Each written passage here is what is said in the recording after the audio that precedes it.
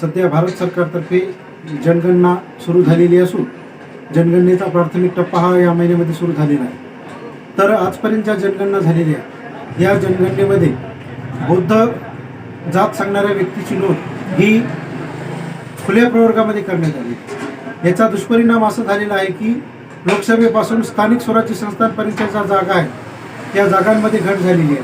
कारण भारतीय राज्यघटनेच्या कलम 330 नुसार लोकसंख्येच्या प्रमाणात आरक्षित जागा असाव्यात असा नियम आहे.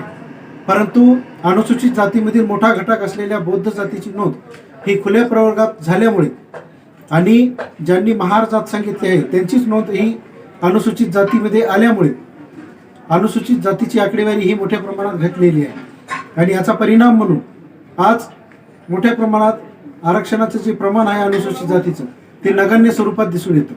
दुसरा जनगणनेचा दोष असा म्हणजे औंढा तालुक्यामध्ये अनुसूचित जमातीच्या 17 पैकी 14 जागा आज रिक्त आहेत सरपंच पदाच्या. तर यामध्ये सुद्धा चुकीच्या व्यक्तीची चुकीच्या गावात नोंद झाल्यामुळे ह्या जागा रिक्त राहिलेल्या असून स्थलांतरित नागरिकांची नोंद ही त्यांच्या मूळ गावात घेण्यात यावी जेणेकरून भविष्यामध्ये असे प्रकार घडणार नाही अशी मागणी आम्ही माननीय पंतप्रधान कार्यालय नवी दिल्ली यांच्याकडे केलेली असून त्यांनी निवेदनाची दखल घेतलेली आहे आणि तसा ईमेलवर मेसेज सुद्धा आम्हाला आलेला आहे.